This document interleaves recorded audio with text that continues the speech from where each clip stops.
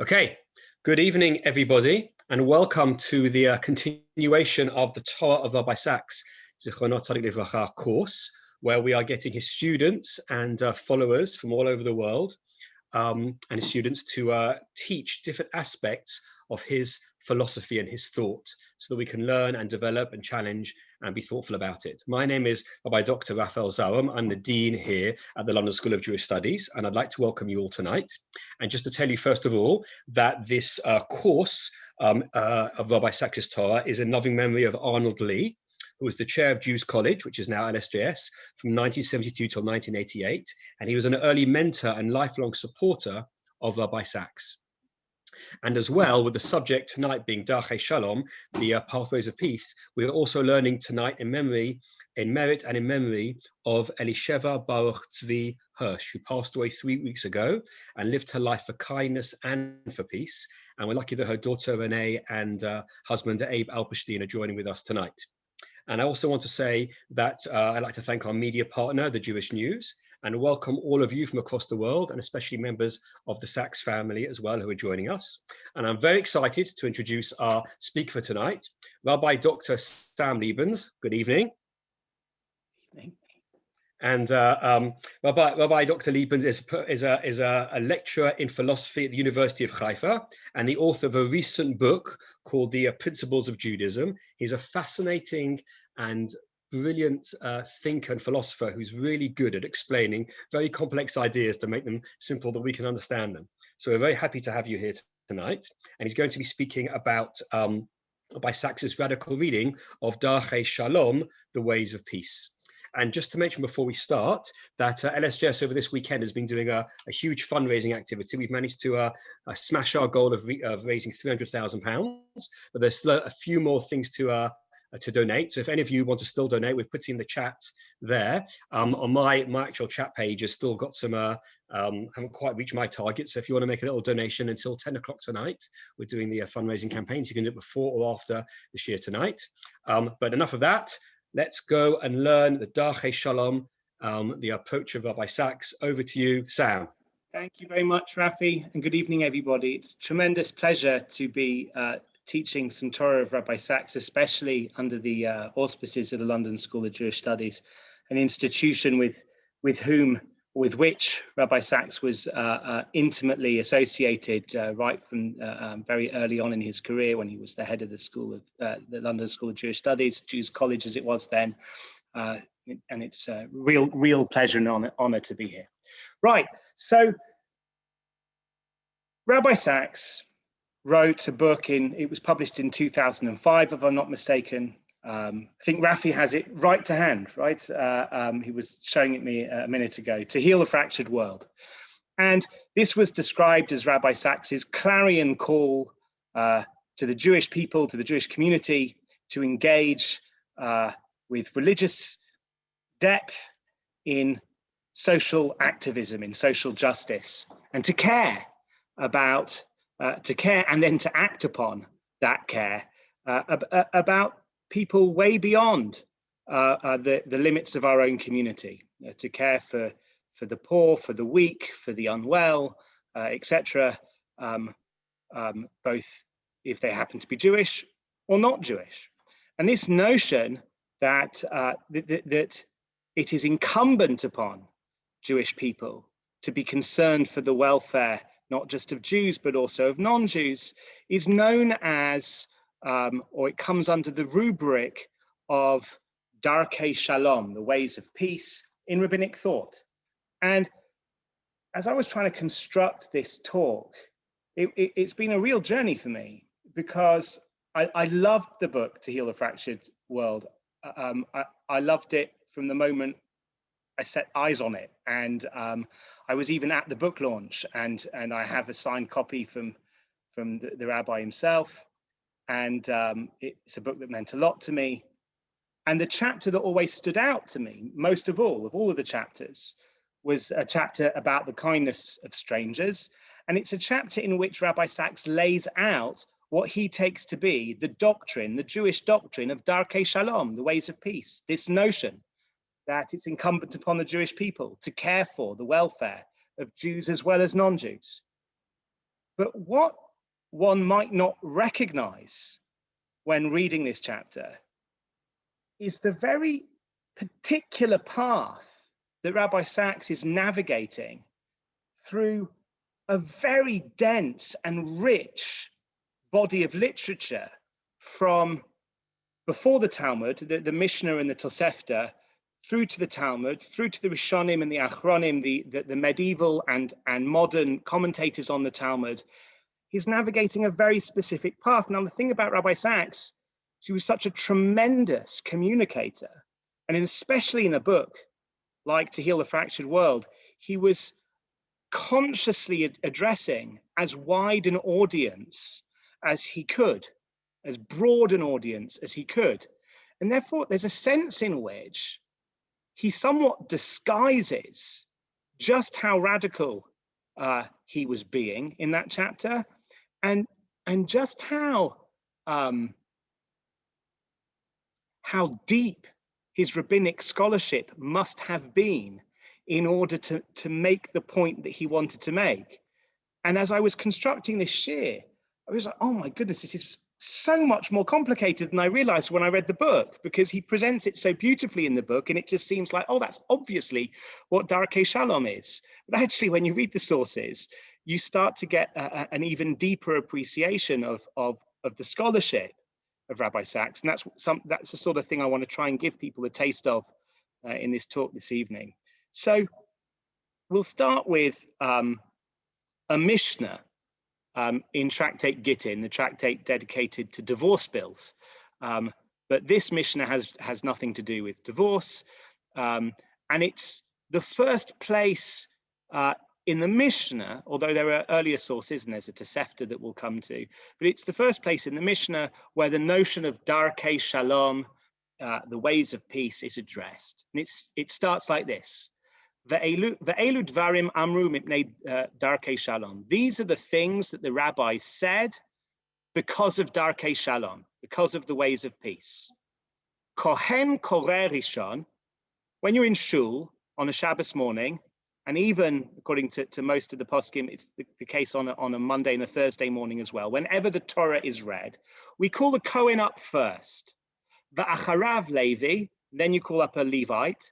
Va'acharav Yisrael, and then you call up somebody who's neither a Kohen nor a Levite. Mipnei darkei shalom, that's because of the ways of peace. Seems like what's going on here is that before the rabbis instituted this notion, you could call up anyone you wanted. And even though there's a biblical idea of honoring the Kohen, maybe if the Kohen was a, humble chap, he might say, oh, I don't want to be called up. Let someone else go. Rafi, you're not a Kohen, right? So the Kohen could say, let Rafi go. And Rafi, oh, thank you very much. And Rafi would be called up first. And the rabbis in this Mishnah, they forbid this. I said, the Kohen's not allowed to do that. The Kohen has to come up first, because if the Kohen says, oh, Rafi, you can go first, everybody else in the shul is going to be broigus. Why didn't the Kohen pick me? Why didn't the Kohen pick him? Why didn't the Kohen? So in order to avoid a certain amount of conflict, we make the Kohen go first. He can't pass up this honor. And then we make the Levi go second, and then we make the Israelite go third. No exceptions. The next case, Ma'arvin b'vayit yashan mipnei darkei shalom. So when you make an Eruv, which is to do with the laws of Shabbat and who's allowed to carry and where they're allowed to carry, there's one house plays a special role in the entire city, plays a special role in the construction of this technical thing called an Eruv. And the idea is you shouldn't change which house does it from week to week. The old house does it right throughout. And the rabbis say this is also because of Darkei Shalom. Exactly what the concern is here needn't concern us. But according to some of the rabbis, it's something like, well, if last week it was my house and then next week it was someone else's house, everyone's going to say, well, what was wrong with Sam's house? The fact that you changed it might make people suspicious that there was something wrong last week, something like that. And in order to minimize conflict and promote peace, no, it was there last week, just keep it there. Another example, Oh, I think I did it in the, I think I translated it in the wrong order. But anyway, another example is Matsudot Chaya V'Ofat V'Dagim. You have animals. Just sorry, I skipped a bit. If you have a big hole, like a cistern in your farm, and there's like a number of farms, and which cistern gets to draw water first? And the rabbis say, oh, we're going to stipulate the order in which it's done. Again, almost like calling people up to the Torah. If you stipulate the order beforehand, you're going to minimize conflict. And then the next case is animals, birds, and fish. They're sitting in the net. They've already been caught. But the hunter was off on a tea break. Are you allowed to take the fish from the net? Or do they already belong to the fisherman? Are you allowed to take the animal from the trap, or does it already belong to the trapper? And actually, according to the rabbis, it doesn't yet belong to the hunter. And therefore, you could just, you could sneak around waiting for them to go on their tea break and then steal all the things from the nets, and they'll be yours.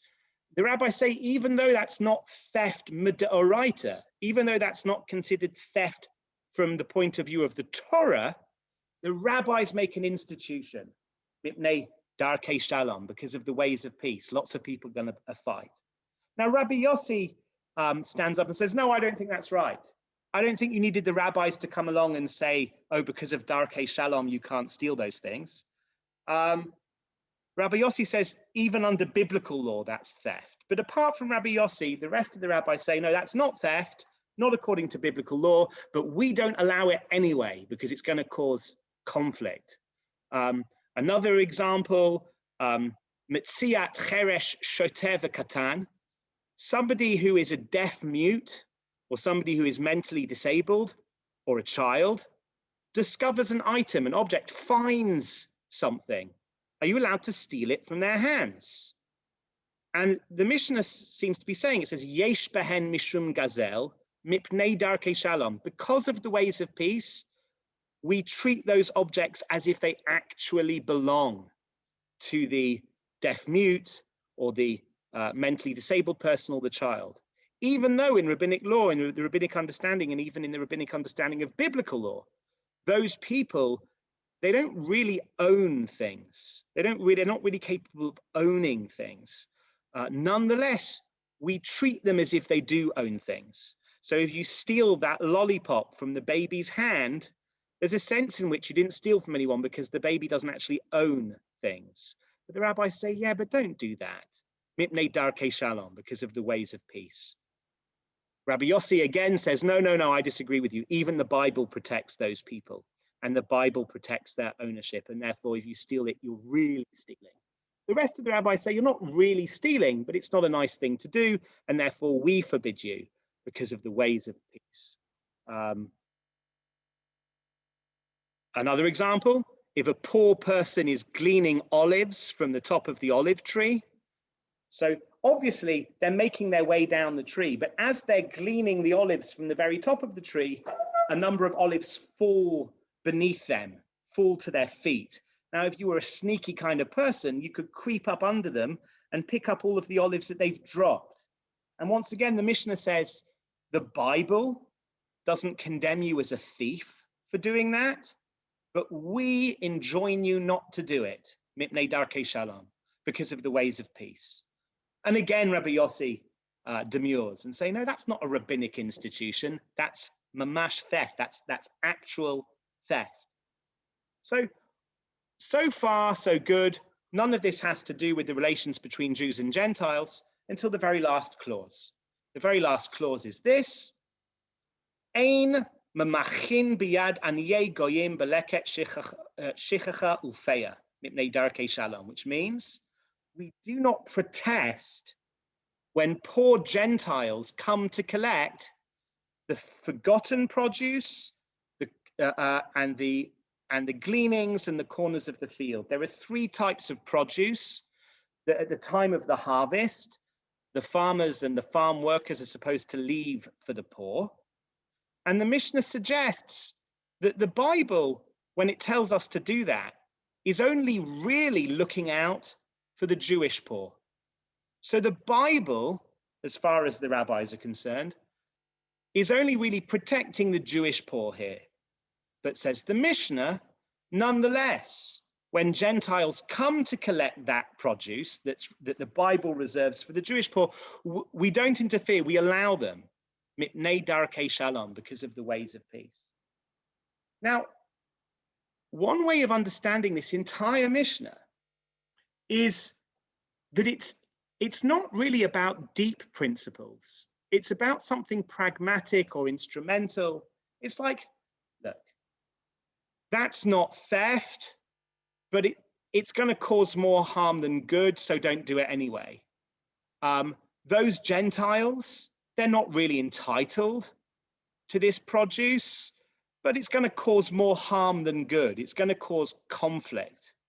So one way of looking at these laws is it's just about conflict aversion. It's not about deep principle. It's just conflict aversion. One thing that made this book in 2005 so meaningful to me was I was feeling very alienated from a number of people in the Orthodox world in London.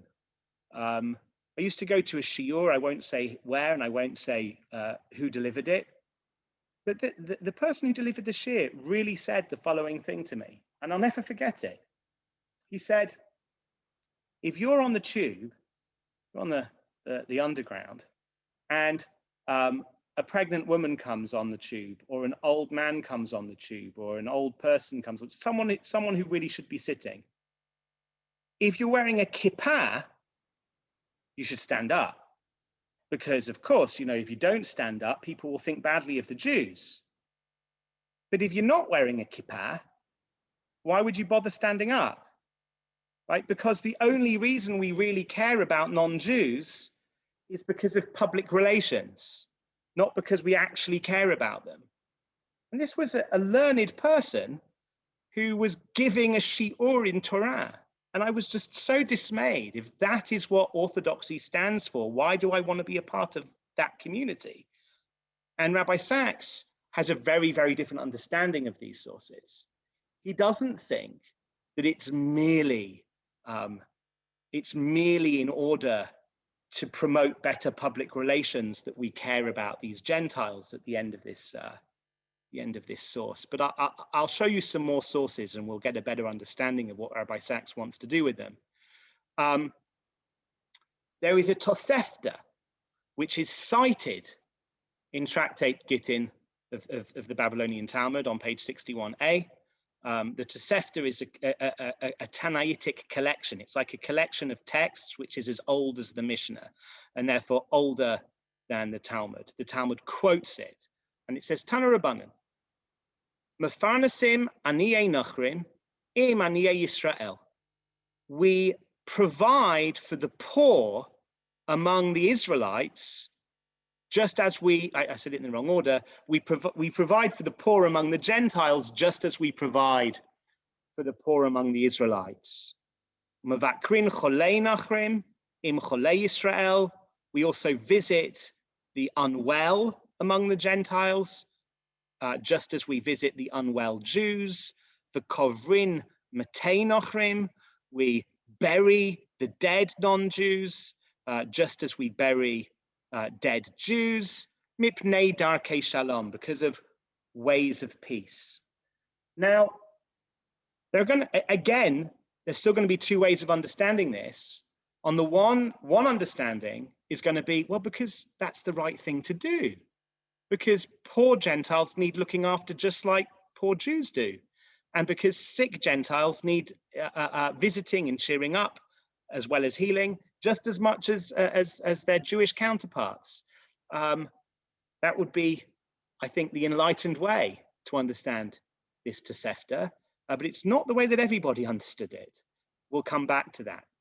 But what else? What else falls under the category of Darkei Shalom? We've seen a few examples, but there's more. You can, or even you must. We'll come back to whether the Darkei Shalom is giving us permission or whether it's actually making something incumbent upon us.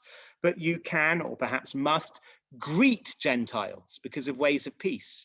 So when you're walking down the street and you see a Gentile, you should say, "Good day to you." Gentile, although that might not sound like that might not win us any favors, but you can say hello. Likewise, we eulogize the dead. We don't just bury the dead, we also eulogize dead Gentiles, according to the Tosefta. Likewise, we comfort Gentile mourners. So we don't just bury their dead, we also go and visit those that they left behind and we comfort them. All of these things fall under the category of Darkei Shalom, the ways of peace. So I hinted to this distinction earlier on. The question I want to ask on this slide is whether these customs are supposed to be obligatory. Do we have to do these things? Or are they, to use a word that philosophers like to use because it makes them sound clever, supererogatory, which means are they above and beyond the call of duty? It's a nice thing to do, but you don't have to do them. How are we to understand these provisions that we need to bury the Gentile dead, visit the Gentile sick, comfort the Gentile mourners as an obligation or as a nice thing to do? Well, it seems like, as with every good Jewish question, it's a debate, it's a machloket. You have the Rambam, who says, Maimonides, who says quite clearly in the way that he codifies these laws in his code of Jewish law, the Mishnah Torah, in the book dedicated to the laws of kings, he says, the sages commanded us to visit their sick. In the context, it's talking about the Gentile sick, and to bury their dead alongside the dead of Israel. So it's very clear from the terminology used by the Rambam that he relates to these injunctions as a commandment. And it's equally clear that according to Rav Yosef Cairo, the author of the Shulchan Aruch, perhaps the most influential code of Jewish law, that it's supererogatory. The way that he codifies all of these injunctions is as follows: Mutar lefanes aniyehem. It is permitted to provide for their poor and to visit their sick and to bury their dead and to comfort their mourners. Mishum darkei shalom, because of the ways of peace. The ways of peace gives us permission to. It almost sounds like this erstwhile teacher of mine who made me feel alienated before I turned to Rabbi Sacks' To Heal the Fractured World. Rabbi Cairo almost makes it sound as if, all things being equal, you shouldn't really provide for their poor, visit their sick, bury their dead, and comfort their mourners. But we do it because the rabbi said you're allowed to, if you want to, you can, because, perhaps it's better than a conflict. It will promote good relations, perhaps, between Jews and non-Jews. Maybe that's what Rav Cairo is thinking here. But it's just a permission, nothing you have to be too bothered about. Now, I want to share with you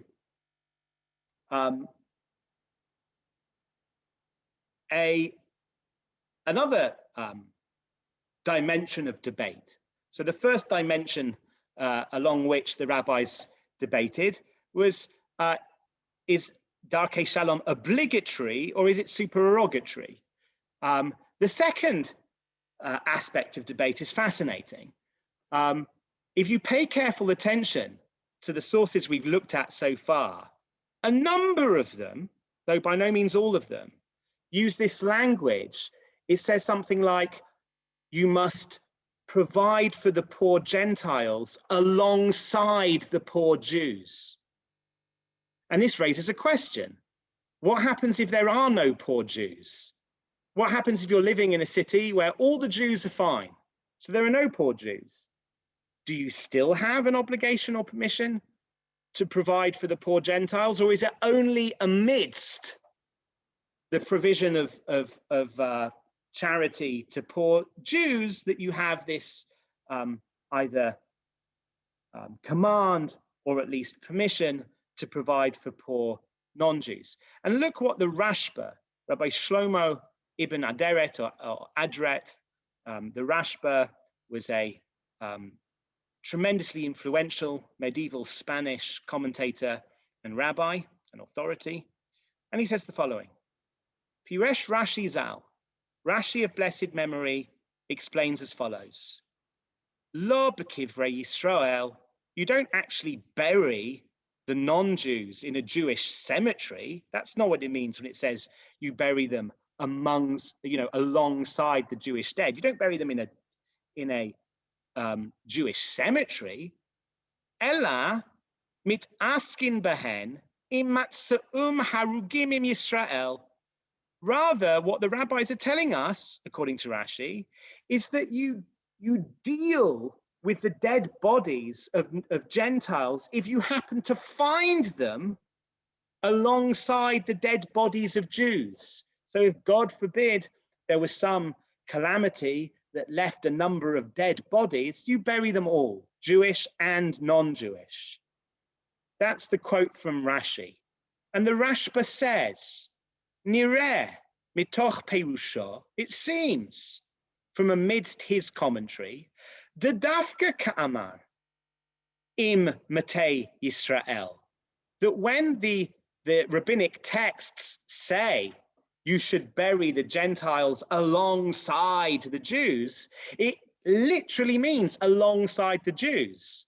Klomar, as if to say, v'odenu mitasek b'sha'ar meitim Yisraelim, if you happen to be busy with dead Jews, da'az havale eva im mitasek ba'elu maniach elu. You will cause a certain amount of hatred if you only bury the Jews and you leave the non-Jewish corpses to rot. That will cause a certain amount of hatred. Aval im matsan bifnei atzman, but if you found these non-Jewish dead, you found them all by themselves, lo, then no, you don't have to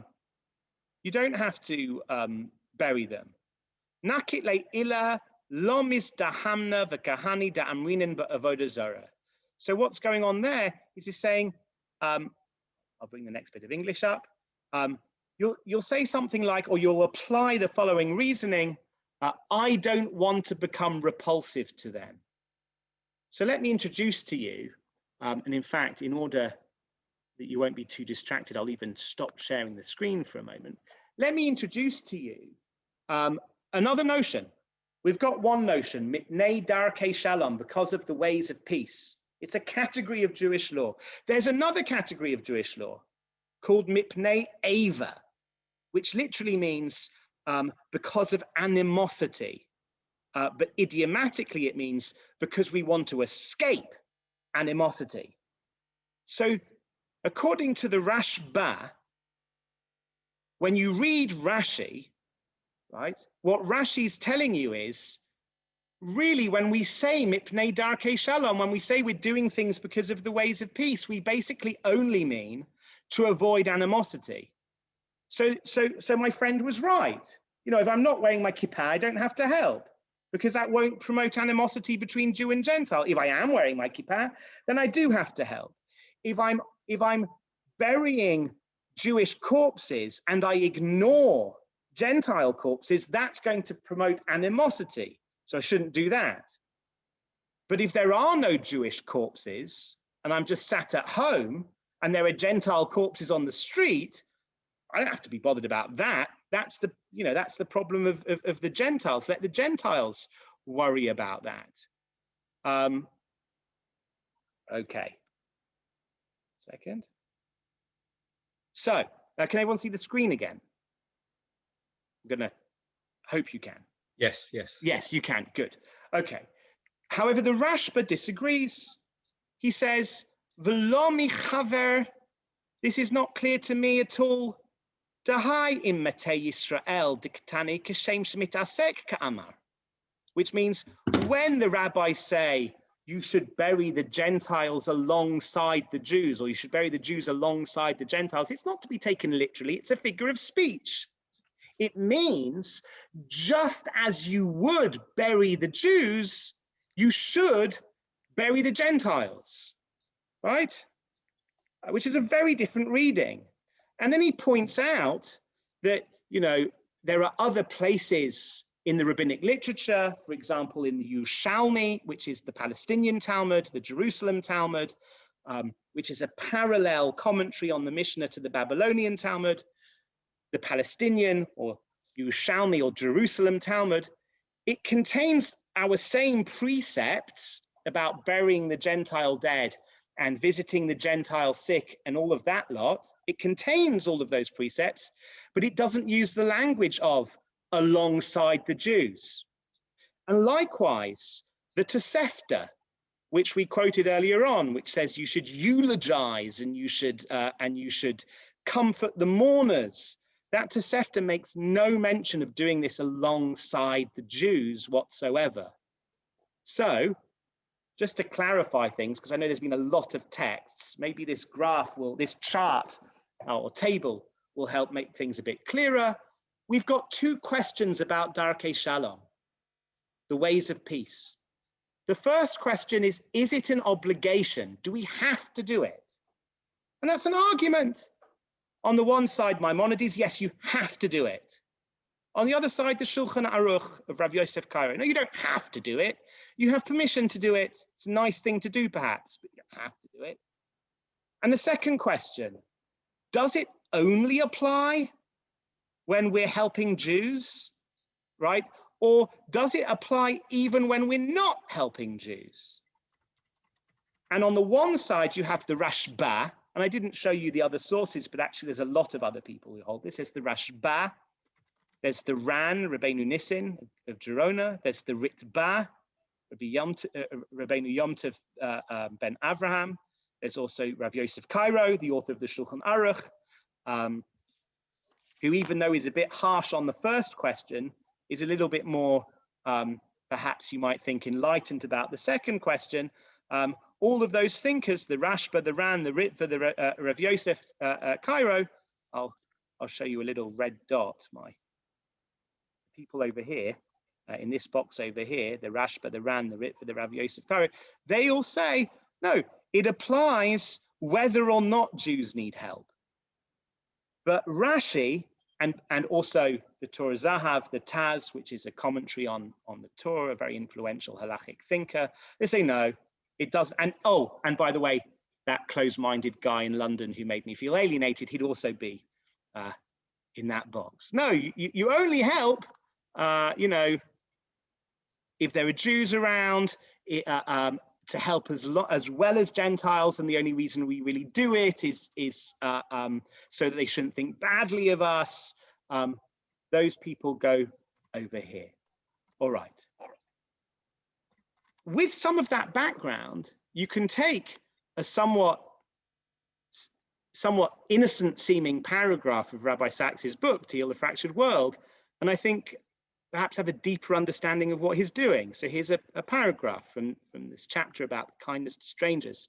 Rabbi Sacks writes, unlike the laws of the resident alien, there's a general idea in Judaism that you're supposed to look after the resident alien, but the resident alien is a very specific category of person. It's a person who lives in sovereign Israel in the time of the kings, in the time of the Bible, who swears to be loyal to the Noahide code, the 7 commandments incumbent upon Gentiles. Basically, a resident alien is a Gentile who believes in Judaism and lives among the Jews. And we have a very special duty to look after those people if they fall under our care. But unlike the laws of the resident alien, says Rabbi Sacks, right? Oh, pardon me. The laws of Darkei Shalom do not presuppose acceptance of the Noahide code. They are not confined to the neighbors with whom we share basic principles of ethics and belief.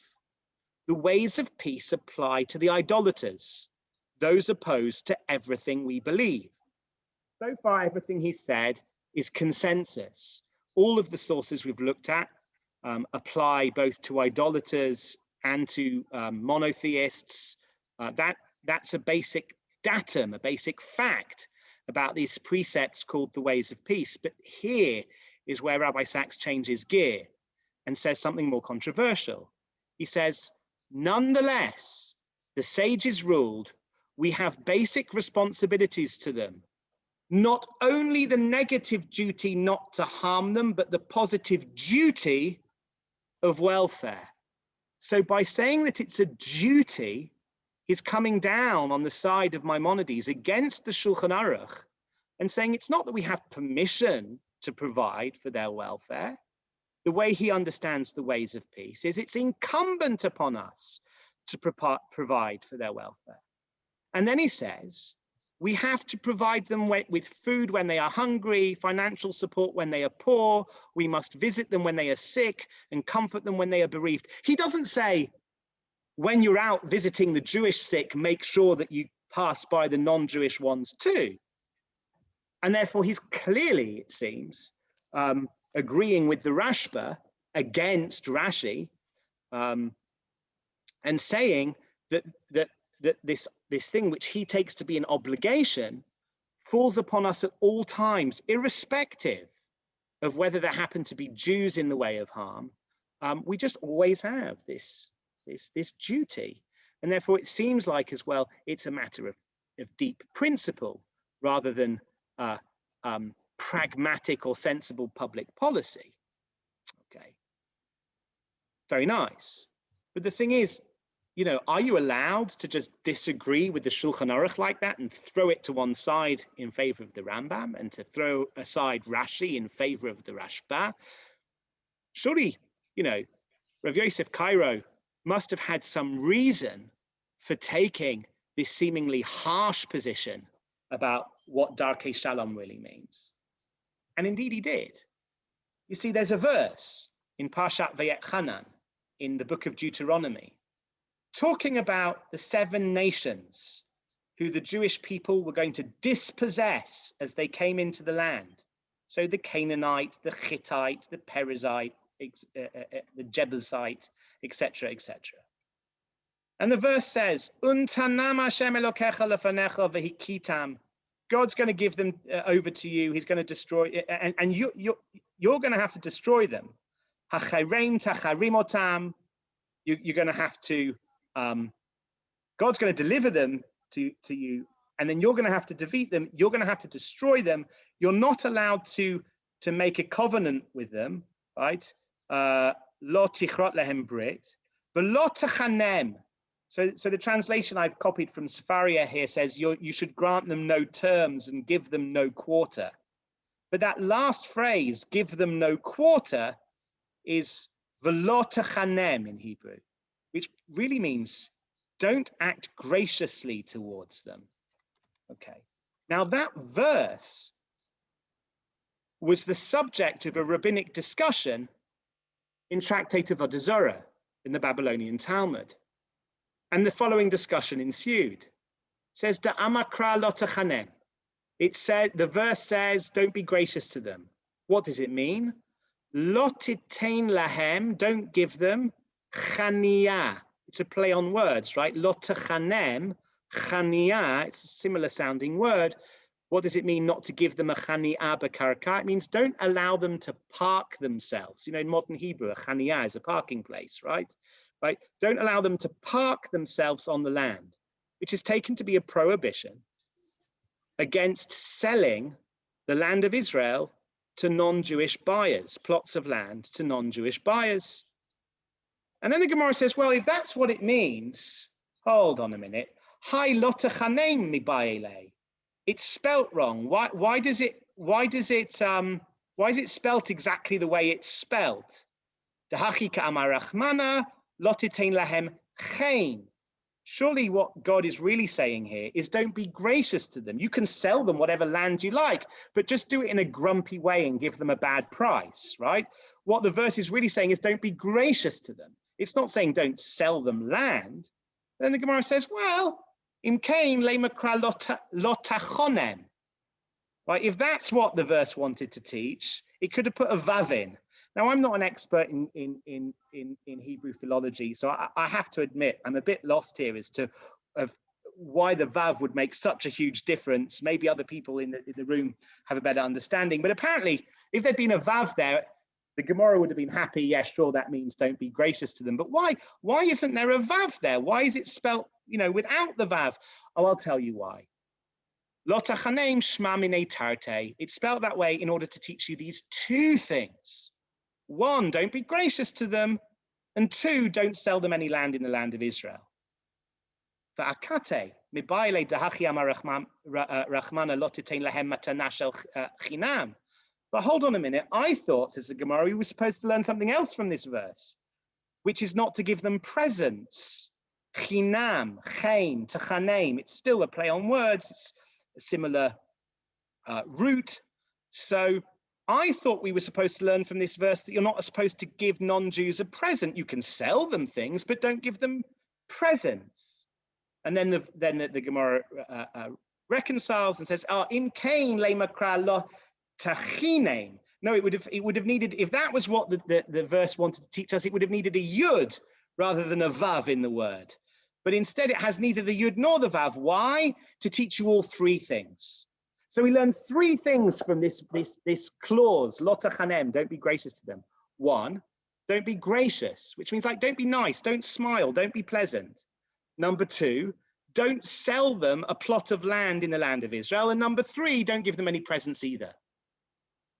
Now the thing is, as Tosfot point out, the Tosafists are a collection of medieval French commentators from the generations immediately after Rashi. They point out that, hold on a minute, if you go back to the sources and you look at the verse isn't talking about non-Jews in general. It's talking about the 7 specific nations that we were supposed to uproot. And these 7 specific nations were supposed to be terribly, terribly evil. And we had to get them away because if we're going to move into this land, the Torah doesn't want us to get too close to them, to appropriate their terrible culture. There's a real risk of assimilation, but this is a very specific time and place. This isn't a law for all peoples, for all places, for all times, and certainly not for all Gentiles, says Tosfot over there. It's only for the 7 nations. And then they say, oh no, maybe some of the laws against the 7 nations apply just to the 7 nations, but these laws, these 3 laws, apply to all Gentiles. And that's what Tosfot say. And that's why, by the way, we're coming up to a sabbatical year, a Shemitah, every 7 years in Israel. The land is supposed to lay fallow. And one way of getting round the duty of leaving the land fallow is to sell it. Sell the land to a local non-Jew and continue to farm it. And the non-Jew is no longer incumbent to keep that land fallow, and we needn't starve. But according to Tosfot, that's not allowed. You can't sell the land of Israel to non-Jews. Doesn't matter how nice they are, doesn't matter that they're not idolaters. Okay. However, and therefore, right, you can start to see why some people are going to resist Rabbi Sacks's reading. Oh, don't tell me that the rabbis were all kind of woolly liberals who love Gentiles and they want to go and visit their sick and they want to. No, they did this because they had to, because they weren't powerful anymore. They couldn't lay down the law. So and they needed to make sure that public relations were good. So they said, all right, if it's going to be bad for public relations, you better bury their dead. You better visit their sick. You better feed their poor. But don't tell me that it's because the rabbis had some deep love for Gentiles. Look over in Masechet Avodah Zarah 20a. Don't be nice to them. Don't smile at them. Don't wave at them. Don't give nothing. But then again, we have the Meiri, right? A Provençal medieval commentator who on his commentary to Masechet Avodah Zarah says the following. He says, Kfar yadat kama hechmira Torah lahachik avdei ha'elilim mi'artzeinu u'migvulenu u'bneinotenu. We already know just how much the Torah cared about distancing us from idolaters, right? And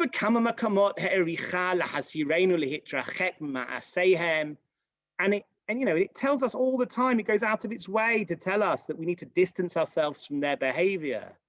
Mikan amru lo tachanein. It was only because of that the Torah says don't be gracious to them. Lo titein chen, don't give them grace. Ratzon lama, which was to say, l'shevach inyanam u'ma'aseihem v'afilu yofit tzuratam v'tavnitam. And what that meant was not to be gracious was you shouldn't praise them. You shouldn't praise their deeds. You shouldn't praise their ideas. You shouldn't even praise their physical beauty. Who? The very specific idolaters that the Torah was talking about, not Gentiles in general. V'chein darshu mikan. And so the rabbis learn from here. Shelo natan lahem chaniyah b'karka'a. You shouldn't give them a parking place in the land. Kedei shelo lahatmid yeshivatam beinotenu. So that they shouldn't prolong their living among us. It also says you shouldn't give them presents. Right?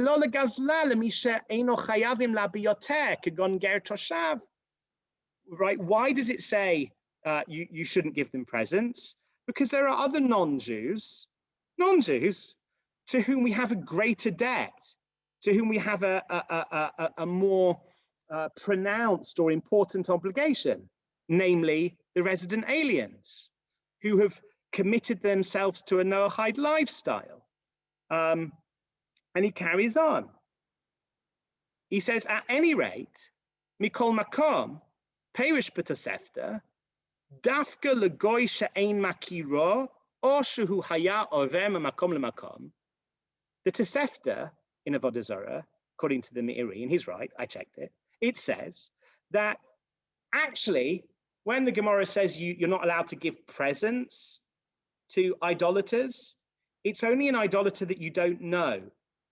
If it's one that you know, then you can give it to him because there's no such thing as a free present between friends. It's quite a cynical way of looking at present giving.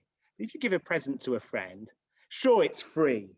You kind of expect something in return, even if it's only a smile or they're going to like you more or they're going to give a present to a friend is something like a social transaction. So that's actually allowed. When it says you're not allowed to give to a Gentile, it only means a Gentile you don't know, right? Not one that you do know.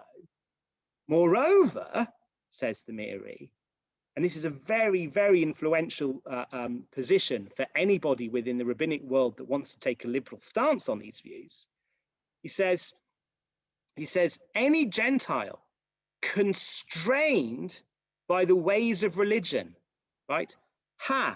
Kol shehu min ha'umot hagdorot b'darchei hadatot, right? Anybody who belongs to a religion, so Christians, Muslims, Ushamudot be'elahut, who recognize divinity. So people who are not polytheists.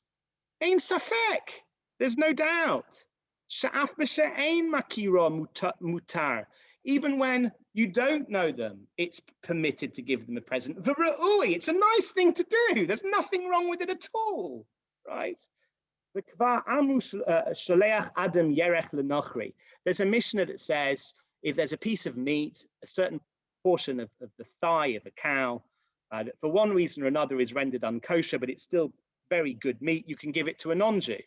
How could the Mishnah say that? The Meiri will tell you how the Mishnah can say it. It's a nice thing to do. There's nothing wrong with giving presents to Gentiles, as long as they're not from these 7 particular nations wedded to the evil culture of those 7 nations and their polytheistic paganry, right? So, unlike Tosfot, the Meiri reads Masechet Avodah Zarah completely in harmony with the notion that in general, of course, you're supposed to be nice to Gentiles. Of course, it goes without saying. I think my erstwhile educator, the one who made me feel alienated all those years ago, I think he really believed Tosfot. He read the pasuk in Parshat Vayetchanan, says, don't be gracious to them. He applies it to all non-Jews and says, actually, it's a mitzvah not to get up for the pregnant woman. Serves her right for being a Gentile, unless you're wearing your kippah. And then you're going to promote bad public relations, so you should stand up. That's really how he seemed to understand it. I mean, it's horrific, but that seems to be how he understood it. Okay. And the Rashba in the response says exactly the same thing as the Meiri. Somebody wrote to him and he wrote back, and the Rashba says, regarding what the young man asked you about a man sending a thigh to a non-Jew, in the Mishnah I told you about, where you've got a non-kosher thigh, you send it to a non-Jew, and how you're supposed to reconcile that with what the sages said, not to give them free gifts. You said, the person who wrote to the Rashba says, you told this young man that the case of a person who sent a thigh to a Gentile, he didn't do so as a gift, but to pay him for some prior service, or the case of the Mishnah was the case of a Gentile who wasn't an idolater. And then it's fine. And you spoke well. You said the right thing. That's right. Of course you're allowed to give a present to a non-Jew, as long as they're not, hideous people, right? Because it wasn't just idolatry. I mean, these people were sacrificing their children. I mean, we have to understand what the seven nations really stood for. Okay. On the other hand, you have the Shulchan Aruch, who has so far been our nemesis, who says, again over here, Akum she'eino ger toshav. And even though Akum literally means avodat kochavim, somebody who worships the stars, it's quite clear from the context, and especially because he juxtaposes it with the ger toshav, which is a resident alien, that Rav Yosef Kairo has in mind any Gentile. Akum she'eino ger toshav, any Gentile, except for the very specific case of a ger toshav, a Noachide under our protection. Asur litein lo matana, you can't give him a present. Ele im kainhu makiro, or im yesh bo b'davar mishum darkei shalom.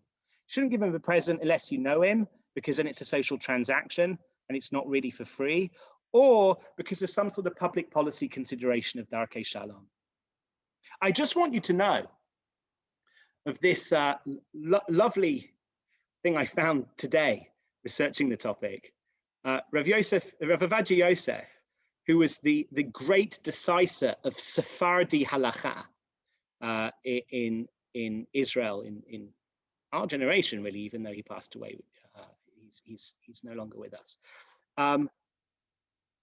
You might think that because the Shulchan Aruch, even more than it is for Ashkenazim, is kind of binding on the Sephardi world, you might think that he would toe the party line and say, oh, well, the Shulchan Aruch says that you can't give a present to a non-Jew, so we can't. No, Avadia Yosef says, Ulam, lefi ma shekatavti la'ayil, I'm quoting from a very, very long response, and he says, actually, given what I've already written above, yesh lomar, there is room to say, she'ilu have a shemile lemaran habeit Yosef. If the author of the Shulchan Aruch, who's known as Maran habeit Yosef, our rabbi, the author of the Beit Yosef, another one of his works, had he heard Divrei Harashba v'Hameiri, had he heard this excellent explanation of the Rashba and the Meiri, he would have retracted, right? Even though the Beit Yosef, the author of the Shulchan Aruch, came after the Rashba and he came after the Meiri, the Meiri's commentaries on the Talmud were lost until much, much later. So the Shulchan Aruch, the author of the Shulchan Aruch, didn't get to consult them. And even though the Rashba was known to the author of the Shulchan Aruch, his responser weren't. So Avadia Yosef says, yeah, we are normally bound as Sephardim by what the Shulchan Aruch says here, but come on. The Rashba's got to be right, and so is the Meiri. And if the Shulchan Aruch had seen the Rashba and the Meiri, he certainly would have, agreed with them. And this comes up in the context, specifically, of selling land to Muslims in the land of Israel, which the Yabia Omer says, Avadia Yosef says, is perfectly permissible, and in the Shemitah year, even perhaps advisable, right? Which is called the Heter Mechira. It's a way of, so to speak, bypassing the rules of the sabbatical year where things have to be left fallow. It was a loophole discovered by, or at least rediscovered by Rav Kook, the first chief rabbi of Mandate Palestine, and it was endorsed here by Rav Avadia Yosef. But the point for our purposes is Rav Avadia Yosef says, of course you can give a present to a Muslim. And all the more so you can sell something to a Muslim. the Shulchan Aruch, the author of the Shulchan Aruch, hadn't recognized how much scope there really was to distinguish between the 7 nations and Gentiles in general. And if only he had recognized that the authoritative texts like the Tosefta and the Gemara and Avodah Zarah could be read in the more enlightened way that the Rashba and the Meiri read them, surely the Shulchan Aruch would have ruled the same way. And therefore we can rely on this leniency, and we can sell land to Muslims because they are not idolaters, and all is in cherry pie order, apple pie order, whatever the order is. Okay, so back to our table, right? Is Darkei Shalom an obligation? Maimonides says yes. Rav Yosef Cairo, the author of the Shulchan Aruch, says no, it's a permission. You can be nice to Gentiles if you want to be. Does it apply even when we're not helping Jews? The Rashba, the Ran, the Ritva, and on this occasion, Rav Yosef Cairo joins the more enlightened side, says, yes, it applies even when we're not helping Jews. It applies all the time. Rashi and the Taz, on the other hand, say, no, it's only when you happen to be helping Jews, you can also extend that help to non-Jews. You get this seemingly extra question, an orthogonal question. Are you allowed to be nice to Gentiles? And the Meiri, the Rashba, and Rav Ovadia Yosef say, yeah, of course you're allowed to be nice to Gentiles. Of course you are. Rav Yosef Cairo, Tosfot, and the Shach, the Siftei Kohen, who's a commentator on the Shulchan Aruch, no, you're not allowed to be nice to Gentiles. So then the Shulchan Aruch is in a really strange position, because on the one hand he says, look, we're not really allowed to be nice to Gentiles, that's down here. But he also says, but nowadays we have permission to be nice to them in certain circumstances. Even when you're not helping Jews, when are you allowed to be nice to them? When public policy dictates that it would be a good idea. Biblically, you shouldn't be nice to them, but when, times are tough these days, we're no longer a sovereign nation in our own land. So living in the diaspora, times are tough. We're allowed to be kind to them, extend kindness to them, and we don't have to wait and do it alongside the Jews. That seems to be the position of the Shulchan Aruch. Okay. What I want to show you is it's quite clear, obviously, that Rabbi Sacks takes the radical view on all 3 of our questions. Okay. So here's another quote. It's actually it's 2 separated quotes from To Heal a Fractured World. Like today, as I was reading this stuff, he doesn't quote the Rashba, and he doesn't quote Rav Ovadia Yosef, and he doesn't quote Masechet Avodah Zarah and talk about the relationship between, or the Meiri.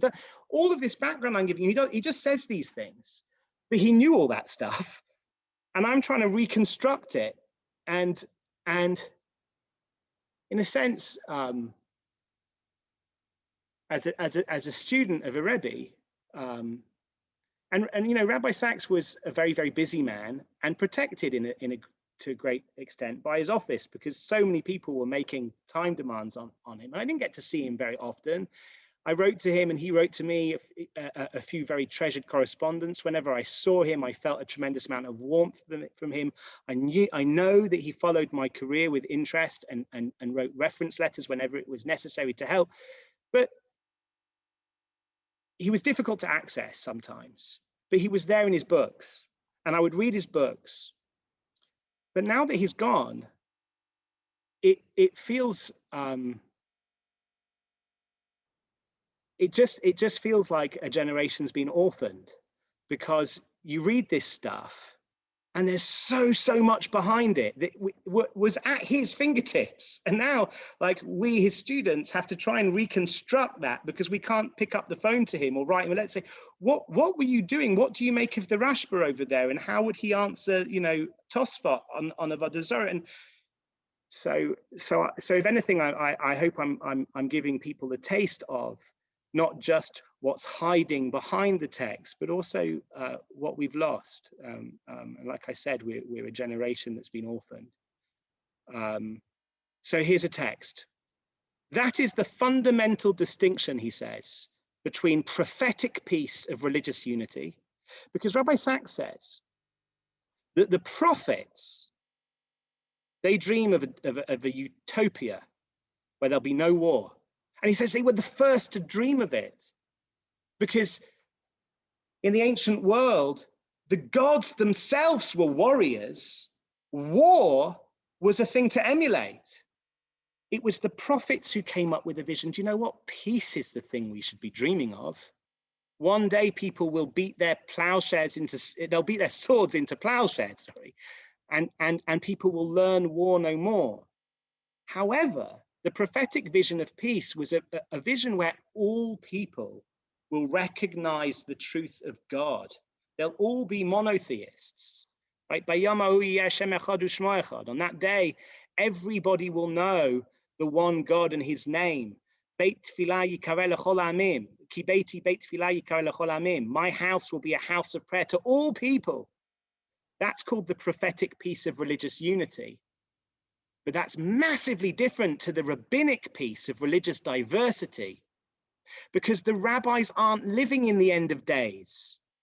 The rabbis are living in the middle of time, in the midst of history, with all the compromise, restraint, and mutual respect that coexistence requires. The prophets articulated utopian peace. That's for the end of days. One day, everyone will agree about monotheism. That would be great. But the sages gave us a non-utopian program for peace in the here and now. And that is what is fundamental and original in the idea of the ways of peace. The ways of peace is not some public policy consideration. The ways of peace is the best that we can possibly have in the here and now of our unredeemed world. Carries on later on in the chapter. He says, Israel was in exile. The times were out of joint, but diaspora Jewry could nonetheless create, if not peace, then at least ways that led to it. They could perform acts of kindness. They could contribute to the common good without relinquishing their ultimate hopes of return in the messianic age. They could create at least a fragment of peace in the here and now. That's the difference between peace and the ways of peace. But it's quite clear that, is it an obligation? Yes. Does it apply even when we're not helping Jews? Yes, of course it does. Can we be gracious to Gentiles? Not only can we must be, right? Because we don't live in the end of days, people will be blameworthy for not believing in God. Because in the end of days, the dead will be rising from their graves. How could you deny God in such a time? But today, people are not blameworthy for not believing in God. Certainly, people are not blameworthy for not believing in our God. And therefore, in these times, we don't condition our kindness upon the beliefs of the beneficiaries of our kindness. Not only can we be gracious to Gentiles, we must be gracious to Gentiles, irrespective of what they believe. So now you see how Rabbi Sacks is taking a position on question 1 against Rav Yosef Cairo, on question 2 against Rashi in Masechet Gittin and against the Taz, and against Rav Yosef Cairo on the third question, and against Tosfot in Masechet Avodah Zarah, and against the Shach. So, can we be more radical than Rabbi Sacks seems to have been? Can we bring the two sides of this table together and, so to speak, make the picture of Rabbi Sacks bigger and show how even the people saying no were not as small-minded as I've made them sound? Yes, I think we can. Why? And I didn't understand that this is actually, I thought this is basically the last part. You know, we've got like maybe 10 minutes left, maybe not even 5-6 minutes left. My big drum roll was going to be, I think we can go a step further even than Rabbi Sacks took us. No, Rabbi Sacks took this step too. I just didn't realize it until today. And I'd read this chapter times and time again. Okay, what's the step? Let me show you. The people on this no side, they say, Darkei Shalom, the ways of peace, is just interchangeable with Mipnei Eva. It's interchangeable with avoiding animosity.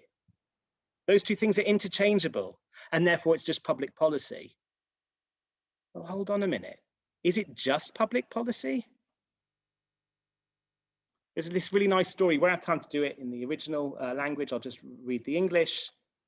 When David was digging pipes, because he didn't build the temple, but he tried to do everything he could beforehand. So he dug all the pipes that the temple needed, the waterworks underneath the temple. When he dug the pipes, he dug too deep, and he went right down to the Tehom, to the depths of the earth.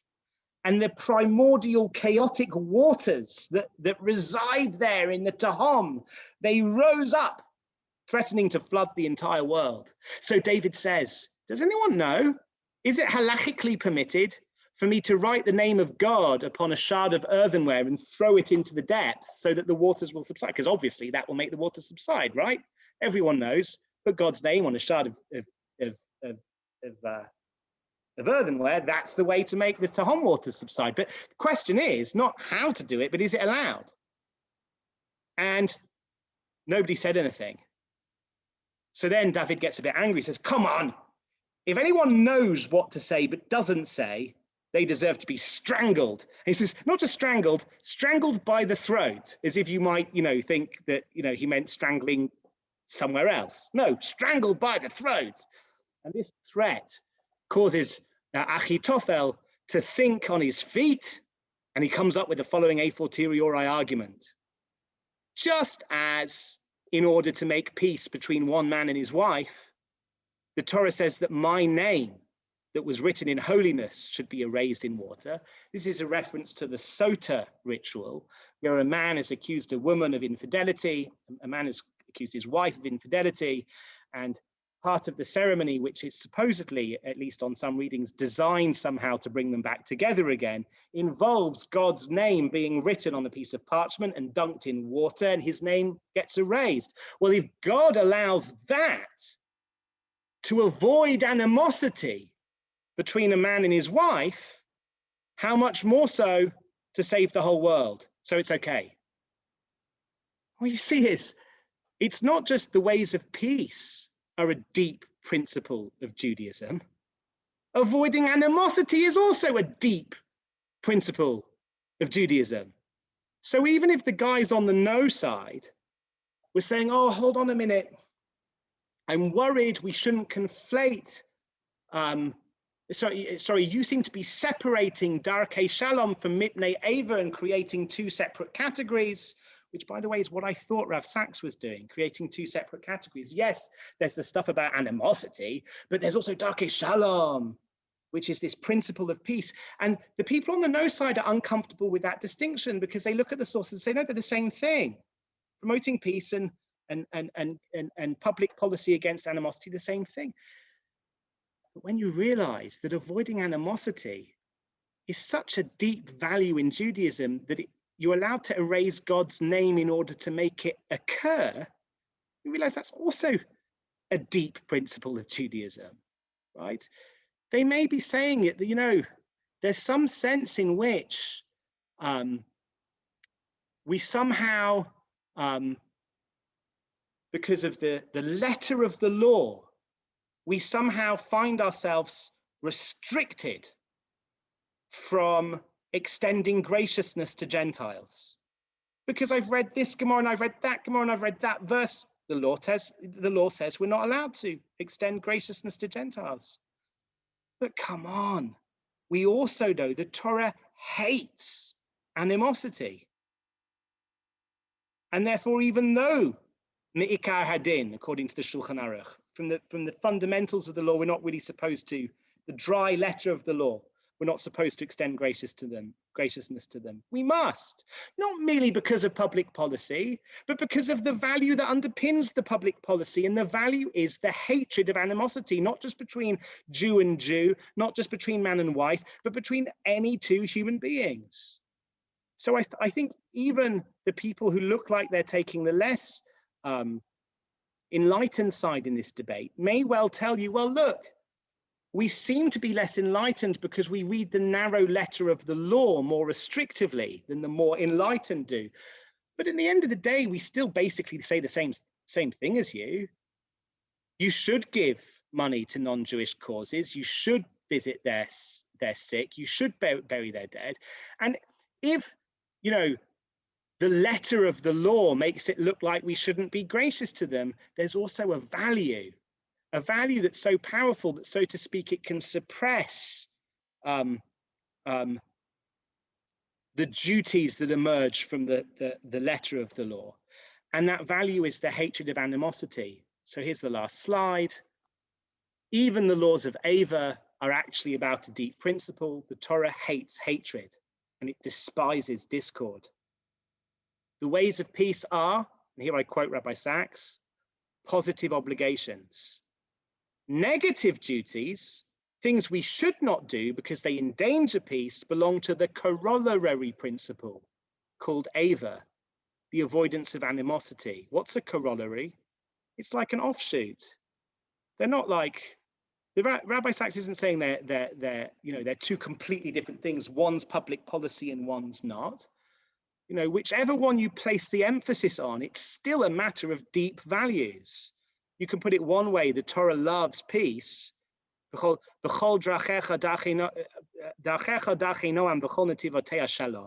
its pathways are pleasant and all of its ways are peace.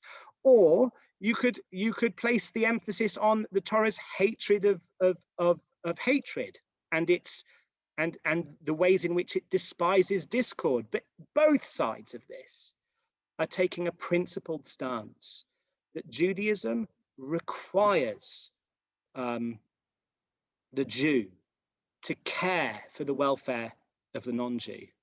And that is my brief tour through what I take to be some of the rabbinic background. And we could go much, much deeper still. Some of the rabbinic background that was informing Rabbi Sacks's understanding of ways of peace. And in my own personal life, there's no doubt that the fact that Rabbi Sacks was able to articulate this is part of what allows me to stay a member of this loose association called Orthodox Judaism. Because if it was left to that guy giving shir in London in 2005 who wouldn't get up for a pregnant Gentile if his kippah had fallen off, I'd be out the door. And it was Rabbi Sacks who kept me in, just like he kept so many other Jewish people in. So thank you for allowing me to share that with you. Thank you so much, Rabbi Sam. One question: can you then show, or you just clearly explain, because you're so clear on this, how those two aspects apply when you're standing on the bus, not wearing a kippah? Right? Why then do you stand up? So I'm certainly, if you hold like the people who say yes in every column of the table that we looked at, you must immediately stand up, even though your kippah has fallen off for the Gentile pregnant woman, because her beliefs, her ethnicity, her religious status are absolutely irrelevant. Deborah Tammer says her kippah never falls off, which is fine, absolutely. You know, my wife very often, she wears a headscarf, and when we were on the tube in London, Muslim women would sometimes think she was a Muslim and give her kind of a knowing look. And she said, religious women can also sometimes be clearly identified as Jewish and sometimes less clearly identified as Jewish. But nonetheless, if you can be sure you're not going to be identified as a Jew, you get up anyway. Of course you get up, according to the people who say yes. And the reason you get up is because before the days of the Messiah, it's irrelevant what a person believes, because even if they're wrong on everything, they're not really blameworthy for being wrong. And therefore you owe them a duty of care just like you would anybody else. And as far as I'm concerned, that is how the halacha should be decided. And I take it that that's how Rabbi Sacks ruled.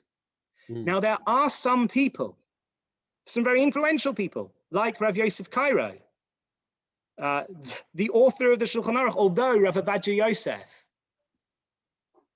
throws this one out, right? But there are some influential people like Rav Yosef Cairo who say, well, if your kippah has fallen off, you're in this terrible bind, it seems to me. The bind is this: on the one hand, the Torah has these historically conditioned rules, but they're still binding. And those historically conditioned rules mean that you're not supposed to show graciousness to any Gentile. On the other hand, the Torah has values, and those values are we hate hatred and we love kindness and whatever. So maybe what the Rav Yosef Cairo would tell you to do, if you know that this woman is not, a heathen idolater who's going to give birth to this child and sacrifice it to Baal, right? If you know that about this Gentile pregnant woman, or you can safely assume it, maybe Rav Yosef Cairo would say is you should get up and say, it's my pleasure to give you the seat. By the way, Judaism really values kindness to a stranger, and therefore it's my particular pleasure to offer you this seat. And that would give Rav Yosef Cairo a way of allowing the Torah's public policy principles, which are deep principles. The Torah despises discord, and it hates hatred. This would allow, just by saying that, you would allow that consideration to kick in and, so to speak, override the dry letter of the law. Could you say even more and say, by encouraging people giving up their seats to other people, you encourage kindness, so in the future these people will see that as a model, are more likely to be kind, and then treat everybody, including Jews, better? Yes, absolutely. I mean, there's so much more literature here, but some of the literature that's relevant is about Sabbath observant doctors treating Gentiles on the Sabbath and breaking the Sabbath in order to do so. There's a lot of literature about this, and there's lots of different opinions. Of course, for every Jew, there's 3 views at least. But certainly in that literature, you get some of that more utilitarian sort of reasoning, which is that we also have a duty to create. We're living in a society, and we have a duty to create a society in which certain norms are not broken, because it would rebound on us all negatively if they were. So ultimately, I think both sides of the debate can come to practical guidelines which would never let you stay sitting down bedafka to spite the Gentile pregnant woman. However, there are some rabbis who get there in a less circuitous route, and I actually think Rabbi Sacks on all of the key cases sides with the authorities that take the less circuitous route. It's just he also gives us a hint that even the more circuitous route pretty much deep down shares the same value. Yeah, and I think that's so important. And during your shiur, some people in the chat were expressing discomfort with this language of how we treat people. But as often happens with a halakhic argument, it's how it pans out in the end. It's not just that it turns out positive, but as you did beautifully, you undermine and show actually we hadn't understood this issue all the way along, and these underlying issues of animosity are to see in a different way. That's right. I think that's so fundamental in the shiur. So thank you. So even the authorities that along the way looked like they were taking the most negative stances towards Gentiles, actually there's room to read them in a much more charitable light once you've got the entire kind of vista in front of you. And the thing is, that's what Rabbi Sacks was doing so brilliantly in this book, right? He lays down a beautiful vision of Jewish ethics without getting the murky details distracting us, because yes, when you learn these things inside, you will always encounter what people in the trade call difficult texts, texts that just look immoral. And there are plenty of Jewish texts that just look immoral. But Rabbi Sacks wasn't, as some people have said since his passing, a mere apologist for Orthodox Judaism. An apologist is someone who tries to find the most flattering aspect, the most flattering side of Judaism. Rabbi Sacks was a participant in the ongoing conversation in which Torah is created.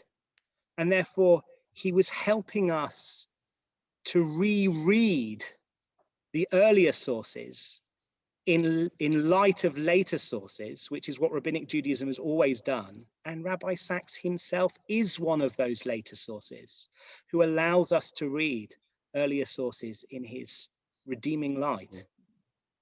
That's a beautiful ending, Sam, and I think you've explained it so clearly about what he's doing and where his students and others are learning his works and also understanding his thinking, what was really going on there. And I think you've done it beautifully tonight. I want to thank you. It was really, really wonderful. So thank you for doing that, and thank everybody for coming. Just so you know, if you've paid for the course and you missed one of them, you can get a recording of it, including Rabbi Sylvester's from last time. And in 2 weeks' time, we have Tanya White, who's a teacher in the Matad Women's Institute in Israel, who's going to be lecturing to us about Rabbi Sacks and idealism and universalism, which will be definitely worth coming to. And one other event I want to mention to you tonight as well is that on the 14th, I think it's Sunday, the 14th of March, we have a Super Seder's Day, a whole day of shiurim to get you ready for Seder night. And the keynote for that night, for that afternoon, is going to be former Prime Minister Gordon Brown being interviewed by Stuart Rodin and Gila Sacks, daughter of Rabbi Sacks, talking about Rabbi Sacks's influence on political policy in terms of freedom and how he influenced Gordon Brown. So it's an incredible honor to have a former Prime Minister Gordon Brown speaking to us about this. And he's going to tell us how he read Rabbi Sacks and what it meant to him as a political leader and its connections to freedom and Pesach. So another fascinating thing. You can just book for that keynote if you want on our website, or for the whole day to have shiurim prepared for Seder night. So there's lots of opportunities to learn. And you can sign up for this whole course on our website. Again, thank you all so much. Sam, you are one of the clearest people that I ever hear teach, and it's a pleasure to learn from you. Your language, your clarity of thought is so important, and it really has shown us beautifully the depth of Rabbi Sacks's work. So thank you so much for that. Good night, everybody. You still want to give a chance? There's a good half an hour still to give to our fundraising campaign. But either way, we are so happy for you to have joined us, and we'll be learning more with Rabbi Sacks's students about his ideas in the weeks to come. Thank you so much. Wishing you all a safe and a very enjoyable Purim and Megillah reading online and so on. And wishing you all well. Thank you so much and good night. Thank you. Good night. Stop the recording there. Good.